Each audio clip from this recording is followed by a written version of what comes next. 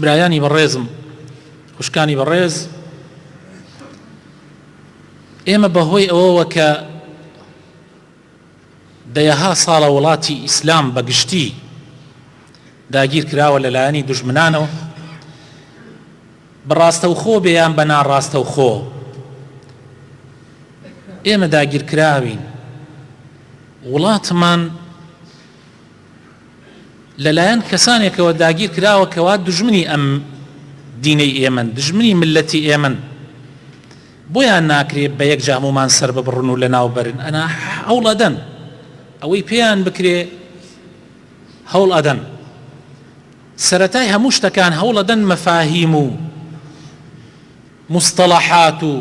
زاراوە دینیەکان بشێوێنن،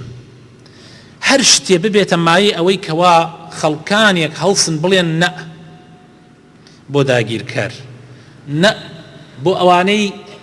بەسەر خوێنی ئێمەوە ئەژێن، هەر شتێک منعی ئەوە بکە یان ببێتە مایە ئەوەی کۆمەڵە خەڵکانێک دروست ببن بڵێن نە، ئەوان هەوڵەدەن ئەو وەکو چۆن بڵێ ئەو تەرەقەیە دەرکەن بۆی هیچ ڕۆژێ ترسیان نەبێکەوە ملت پیانە بتەقێتەوە. و ئەوەی کەوا ئەکا بەڕاستی کە ملەتان دیفاع لە مافی خۆیان بکەن، دیفاع لە حەقی خۆیان بکەن، لە ناموسی، لە ماڵی، لە نەفسی خۆیان بکەن، دینداریەتیە بەڕێزان. هیچ شتێک ئەوەی دین هاندەری ئینسان نییە کە ئینسان بەرگری لە خۆی بکە. ئیسلام وای داناوە هەر کەسێ بەرگری لە خۆی بکە و بکوژرێ شەهیدە، بەرامبەر بکوژێ ئەگەر حتا ئەو تەعداکەرە ئەو زاڵمە موسڵمانیش بێ خوێنی نییە. ئیسلام ئەوا فێرمانەکە تێگەیشتنێکی تەواو لە بیر و باوەڕی ئیسلام، لە عەقیدەی ئیسلام ئینسان ئەگۆڕێ کا بە ئینسانێکی تر، بەڵام دوژمنان ئەو پەڕی محاولەیان کردووە ئەو تێگەیشتنانە بگۆڕن. زۆر زاراوەیان گۆڕیە. یەکێک لەو زاراوانەی کە گۆڕاوە کە ئەمڕۆ عەرزتان یەکەم کە پەیوەندی بە عەقیدە و بیر و باوەڕمانەوە هەیە، بە پەرستش و عیبادەتەکانمانەوە هەیە، بە ئەخلاق و ڕەوشتەکانمانەوە هەیە، مەسئلەی مەفهومی عیبادەیە لە ئیسلامە. تێگەیشتن لە عیبادەت لە پەرستنەکان هاتوون کەلیمەی عیبادە وا گۆڕیانە، ئەسڵەن موسڵمان نازانێت عیبادەت یعنی چی. ئەگەر تۆزێکی شتێ بگا بە شێوەیە تێگا کەلار بێ، منحەریف بێ. زۆرێک لە مسلمانان تا ئێستا خۆشەویستەکانم، زۆرێک لە مسلمانان تا ئێستا بەلاری لە موشەیە تێگەیشتون. خوای تعالی لە قورئانی پیرۆزە لە سورەتی ذاریاتە ئایەتی 56 خوای تعالی ئەفەرمێ وما خلقت الجن والئنس إلا ليعبدون، من جنۆکە و ئینسانم دروست نەکردو خوای تعالی ئەفەرمێ ئیلا بۆ ئەوەی من بپەرستن. ئەگەر ئێمە بەندایەتی حتا لای ئەوانەمان کە ئەهلی مزگەوتن کە دێن بۆ مزگەوت، ئەگەر بەندایەتی کردن تەنها بریتی بێ لە نوێژی جەماعەت یان نوێژەکان با بڵێن نوێژی جمعە، نوێژەکان و ڕۆژووی ڕەمەزان و حەج و ئەگەر بۆت بکرێ و زەکاتدان، ئەگەر هەر ئەمە بێ وەکو زۆرینەی مسلمانان وا تێگەیشتون، ئەیخۆ ئەمە هەر کاتێلێکی زۆر کەمە. یعنی ئەمە ئەوە ناگەینێ خوا ئەفەرمێ من ئێوەم بۆ عیبادەت دروست کردووە، یعنی ئێوەم بۆ عیبادەت دروست کردووە، یعنی شەو و ڕۆژ تۆ خەریک عیبادەت بی، شەو و ڕۆژ تۆ ئەبێ لە عیبادەت تا بژێی. ئیخۆ هیچ مسلمانێت تەنانەت پێغەمبەریش صلی الله علیه وسلم شەو و ڕۆژ نوێژی نەکردووە، هەموو ساڵەکان بە ڕۆژوو نەبووە. ئەسڵەن هەندێک سەحابە زۆر شەو نوێژیان کردووە، مناڵەکانیان ئیهمال کردووە، پێغەمبەر صلی الله علیه وسلم بانگی کردن فەرموویەتی نابێ ئەوە بکەی. هەندێک سەحابە زۆر ڕۆژووی گرتووە، هەموو ڕۆژێ بە ڕۆژوو بووە، پێغەمبەری خوا صلی الله علیه وسلم بانگی کردووە فەرموویەتی ئەمە سونەتی من نییە، ئەمە دین پێغەمبەر نییە، قبوڵ ناکەین ئاوابی. ئەی باشە ئێمە یعنی ئەمە ئاەتە یعنی چی؟ خۆشەویستەکان، عیبادەت لە ئیسلامە زانایانمان فەرموویانە عیبادەت لە ئیسلامە بریتیە لەمە، فەرموویانە عیبادەت بریتیە لە هەر شتێ خوا و پێغەمبەری خوا پێیان خۆش بێ و پێی ڕازی بن، ئیتر قسە بێ یان کردەوە بێ و بڕێ نمونەی ئاشکرای هاوردۆ تۆ بۆ نمونەوەکو نوێژ، زەکات، حەج، ئەمانە ڕاستگۆیی، ئەمانەت پارێزی، ئەخلاق جوانی، معاملەی ڕێک و پێک لەگەڵ خەڵکە پێکەنین بەدەم خەڵکەوە سەلامکردن لە خەڵکی هەموو ئەوەی کە مەسەلەن تۆ لە دائیرەیەکای ڕێک و پێکی لەگەڵ خەڵکە ئیشی خەڵک نافەوتێنی کاتەکانی ئیشەکانت کە لەوێن ئەزانی هەمووی پارەی لەسرە بۆ نمونە هەمووی لە کاتی خۆیان و لە شوێنی خۆیان ئەنجام ئەدەی هەموو ژیانت هەوڵ ئەدەی کردەوە زاهیریەکانت بە پێی شەریعەت بێ بە پێی ئەو شێوە بێت کە خوا و پێغەمبەری خوا پێیان خۆشە هەروەها شتە باڵتینیەکان خۆشەویستی تۆ ئێستا مەسەلەن تۆ جمعەت خۆشەوێ لەبەر خاترەوەی خوا ئەمری پێکردو لە خۆشەویستی خوا و پێغەمبەری خوا هاتی بۆ ئیرە گشتی عیبادەتە یعنی نوێژیش نەکەی دوای سونەتە تەحی مزگەوتەکە دانیشتووی هەمووی عیبادەتە گوێ ئەگری لە وتار عیبادەتە ذکرەکەی عیبادەتە ئەمە هەمووی عیبادەتە هەروەها سەبرگردن لەسەر ناڕەحەتیەکان طبعا ژیان گشتی پێویستی بە سەبرە عیبادەتە شکرکردنی خوای تەعالی ڕازیت کە بە شکر یعنی خوایە شکر تەکەم لەسەر ئەم هەموو نیعمەتە بە منتدا نیعمەتی لەش ساغی نیعمەتی ماڵ و مناڵی چاک نیعمەتی مەسەلەن ماڵی باش نیعمەتی ئەوەی کە من دەستم لە خەڵکان نەکردوەوە احتیاجی کەسی نامەرد نیم ئەمانە هەمووی عیبادەتە ڕازی بوون بە قەزا و قەدەرەکانی خوا قەزا و قەدەرێ دێتە سەرتە عیبادەتە ژنێکی خراپەت هەیە پێی ڕازیت لەبەر خاتری خوا تەلاقی نادەیت و سەبر ئەگری لەسەری حتا کۆتایی عیبادەتە ڕازیت بە مێردێکی خراپ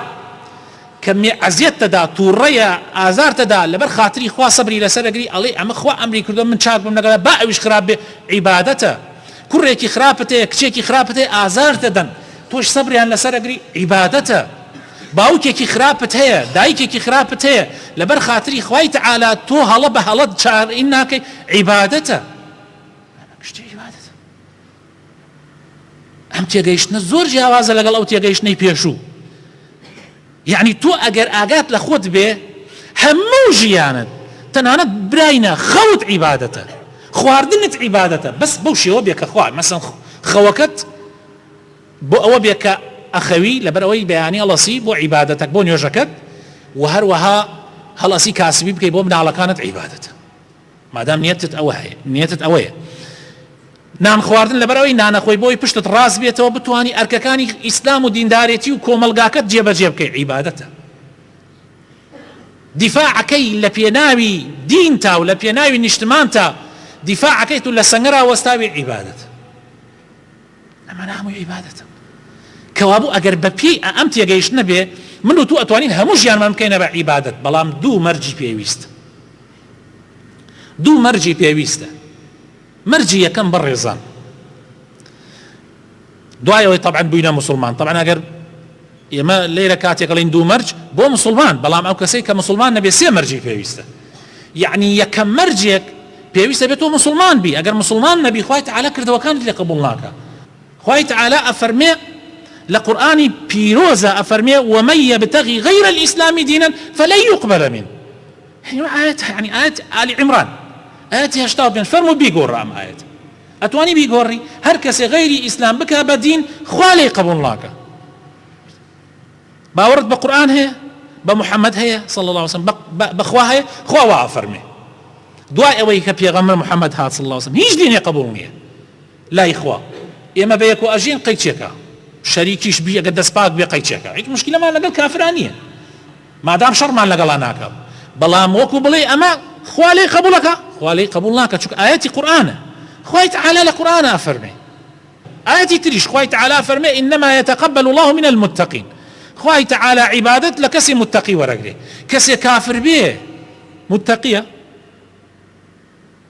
جاء مزور قرنقة أبي ومرجيك مرج دوهام بو ورقرتني عبادة كانت خوش يسكانم أبي أو كاري كأيكي أبر خاطري خوابي مخلصين له الدين يعني أبي كارت كذبو خوابيكي يعني حارج شتيككي چاوڕێی سێشتمەوە چاوەڕێی سێشت یەک بۆ ڕیا مەیکە دوو بۆ سمعەت مەیکە بۆ ئەوە مەیکە کە مەسلحەتێکی دنیایی لە دوابێ هەر کارێک کە ئەیکەی حەزەکەی بێتە عیبادەت خۆت و ئاوە خۆی نان ئەخۆی هەڵئەسی کاسبی ئەەکەی هەرچی ئەەکەی هەر ئیشێک ئەیکەی لەمژێ حتا تەنانەت پێغەمبەر صلی الله علیه وسلم ئەمەنە بە جوانی فەرمووی شەرمیشی لە کەس نەکرد فەرمووی تۆژن نایری لەگەڵ خێزانەکەتە جیماع ناکەی ئافرەت لەگەڵ مێردەکەتە جیماع ناکەی فەرمووی ئەوش عیبادەتە ئەگەر بۆ ئەوە داوێنی خۆت بپارێزی لە حرام بەرامبەرەکەت کە هاوسەری ژیانتە تێریکەی یعنی خوا وا دایناوە مەیەڵە بڕوا گوناح بکە تێریکە عیبادەتە وتیان ئەی پێغەمبەری خوا ئێمە شەهوەت خۆمان تێرەکەین ئەی نان خواردنی شەهوەتە تێریەکەی ئەی ئاو خواردنی شەهوەتە تێریەکەی حتا وەرزش کە ئەیکەی ئیسراحەتی لاشەتە بەڵام مادام نیەتت خوایە گشتی عیبادەتە سبحان الله زۆر گرنگە برا بەڕێزەکان زۆر گرنگە ئیخلاص بۆ خوا نیەتت پاک کردەوە تا ئێستا نیەتت پاک نەبووە تۆ تا ئێستا فەرمانبەرێکی لە دائیرەیەک لەم وڵاتە شتێکت بەدەستەوەیە مدیری مەکتەبێکی مدیری دائیرەیەکی سەرۆکی شارەوانیت قایم قامی مدیری ناحیەی وەزیری ڕئیسی هەر کەسێک تا ئێستا نەتزانیە نیەتی خۆتت پاک نەکردوتۆ نیەتی خۆت پاک کردەوە هەموو ژیانتە بێتە عیبادەت غەش مەکە فێڵ مەکە نیەتی خۆت پاکەوە واللهی وەک ئەوە وایە وەک عومەری کوڕی خەتاب جا فەرقی بینی عومەری کوڕی خەتاب هەر کار بەدەستێکی تر چییە عومەر دوو شەرتی تیا بوو جگە لە ئیسلامەتێکە دوو شەرت مخلص بۆ خوا ئەی کرد نێوت با خەڵک بێژێ لە انتخابات دەنگم باتێ ڕیا و سومعە و نازانم مەسلحەتی دنیای و دوو فلس زیاتر و ئەمانە گوێیەوە نابوو تێگەی سومعە و ڕیا و ئەمانەی خست بۆ لە بۆ خوا ئەی کرد شەرتی دووەمی بەپێی شەریعەتەکەی خوا بەپێی شەریعەتەکەی خوا ئەمە زۆر مهمە لە خۆت و دیندارەتی لە خۆتۆ ناکرێ ئێستا مەسەڵەن نوێژی جمعە چەند ڕکاتە نوێژی جمعە دوو ئێمە ئەتوانین بکەین بە سێ بۆم نییە سێ ڕکات بکەم من کردم ئەبێ ئێوە لێم قبوڵ نەکەن ئەمە دینە ناتوانانی لە دینا زیادە بخەیتە باندی شەریعەتی خوا دیارە عیبادەتەکان دیاریە عەقیدە دیاریە گشتی زۆر ڕوونە بەس ئەوەنە ئێمە زۆر وەکو خاڵێک بۆ ئەوەی بزانیت چی بیدعەیە خۆتی لێ بپارێزی بۆ ئەوەی بزانیت چی گوناحە و شیرکە خۆتی لێ بپارێزی ئاخر برای نەهایەت تا ئێستا ئیخلاسی بۆ خوا نییە تەسەورەکەن هەیە مسلمانە خۆی بە ئەو پەڕی مسلمانە زانێ و ئامادەیە لە پێناوی ئیسلامە ئەو پەڕی قوربانی بدە ئیسەی هاوار و قەبرەکە هاوار ئەکاتە ئیمامێک هاوار ئەکاتە پیاو چاکێک ئەڕوا بە دەوری قەبرێکە سوورە خواتو حیوانێک ئەبا لە ماڵۆ نیەتە تێرێن نەزرێکەم لەبەر خاتری فلانە کەس ئەڕوا لە قەی قەبرەکەی ئەوە سەرێ بڕێ گشتی ناجایزە گشتی ناشەرعیە هەیانە شرکی گەورەیشە مسلمانەیە تا ئێستا ئەڵێ بە شەرەفم واوە یا سوبحان الله ناگەسوێن بە غەیری خوا بخۆی بە غەیری ناوەکانی خوا وەڵە بە شەرەفم بە ناموسم مسلمان وامانێ هەڵە سێودان شێ تەلاقی کەوتێ بە تەلاقی تەلاقی لە خۆی نازانێ من هەمووی گوناحە سیرکن برا بەڕێزەکەم زۆر وردە ئەم مەوزوعانە لەو لاشەوە ئاگات لە بیدعە بێ بیدعا وەکو شیرک نییە بەڵام زۆر تاوانی گەورەیە لە خۆتۆ دیندارێتی هەروە بە هەڕەمەکی ناکرێ ئەبێ بە پێی شەریعەت بگەڕێتۆ ئەگەر بڵێ مامۆستا من پیاوێکی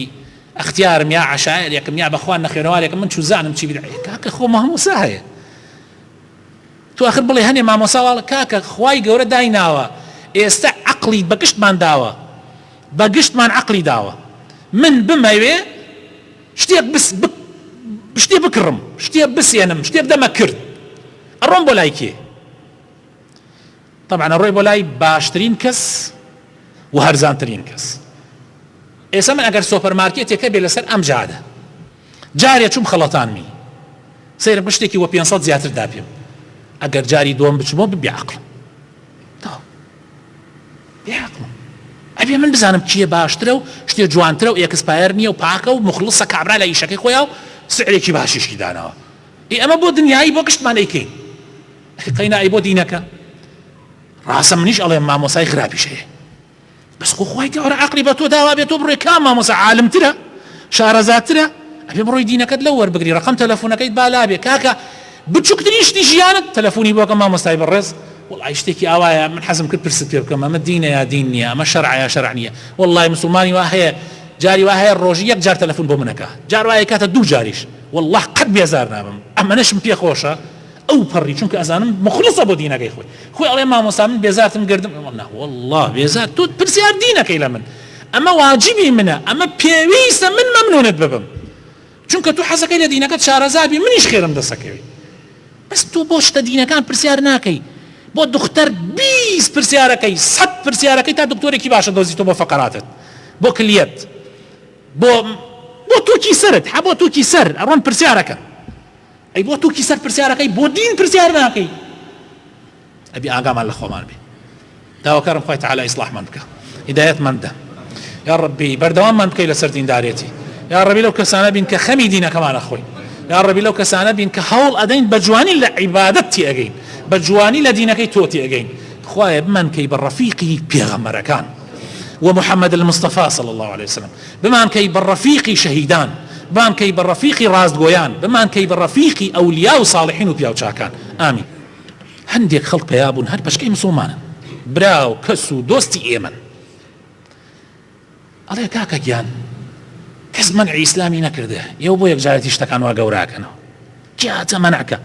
نوێژ بۆ خۆت بکە، زەکاتە دەی بیدە، ڕۆژوەگری بیگرە، حەجەکەی ئەهلەن وەسەهلەن، حەزیەکەی لە ساڵێکە دەجا بچۆ بۆ عومرە. ئەی چییە مشکلەکە؟ ئەڵێ کاکە گیان بەس ئەوەنە، نوێژ بۆ خۆت بکە، ئیلاقەت لە هیچ نەبێ، سیاسەت چی ئەوێ حەقت پێوە نەبێ، ئابووری چی ڕوئەدا تو ئیلاقەت چیە بابە تۆ پیاوێکی بسڵمانەوە دەسەناتە سەر کڵاوەکەی خۆ سەر ئیسلامت زۆری خۆ بکە، ئیلاقەت لەم مەوزوعان نەبێ. دیندار ئیلاقەی چیە لەم شتانە؟ دیندار حەقی چییە؟ بازار چیە؟ مەکتەب چی ڕوەدا؟ منهەج پرۆگرام چی پێەکەن؟ تو ئیلاقەت چییە؟ تۆ ئیلاقەت چییە؟ جەعدە چاکەکرێت چاک ناکرێت، خۆام کردووە گشتی وەرانە بێتم بلێکە ئاوا تێتەگەێنن. طبعا ئەمەش موامەرەیەکی ترە 100 ساڵە پیا بۆ لە وڵاتانی ئیسلامە، بۆ ئەوەی هیچ پیاوێکی دەستپاک نەڕات تەدەخل لە میشانە بکە. مع العلم مسلمان پێغەمبەری خوا صلی الله علیه وسلم تەدەخل لە دڕکێکەکە لەسەر جادەدانرابێ، ئەفەرمێ بەشێکە لە ئیمان، دڕکێک لەسەر جادەدانە ئەفەرمێ بەشێکە لە ئیمان. ئەم ئیسلامە ئەم هەموو شەریعەتە پاکە بڕۆ تەماشاکە لە دەستنوێژەوە دەستی پێ کردووە لە تاراتۆ چۆن ئەچیتە سەر ئاو، چۆن دەستنوێژ ئەگری، چۆن غوسلەکەی، چۆن خۆت پاکەکەیتەوە، حتا وەکو چۆن حاکم و دەسڵات ئەجوولێتەوە لەگەڵ ڕەعیەتەکەی خۆیان. تەدەخولی لە گچ شتێکی کردێ ئەڵێ کاکەمانە هیچی باس مەکە. مع العلم عیبادات و نوێژەکان گشتی لە قورئانە ناگاتە 100 ئاەت 200 ئاەت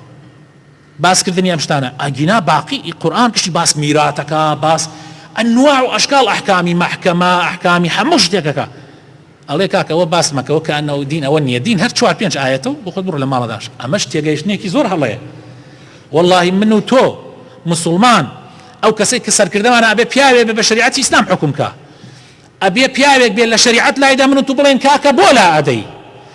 ئەبێ ئەگەر غەڵەتێکمان بینی لە هەموو شوێنێکە من و تۆ ئەبێ ئەمر بە چاکە و نەهی لە خراپەت چۆنەتر. پێغەمبەری خوا صلی الله علیه وسلم فەرمووی ئێمە هەمومان وەکو وایە لەناو کەشتیەکە بین، لەناو کەشتیەکە بین، بانی هەیە و خواری هەیە، دوو تابقە. بڕێ خەڵک ئەڵێن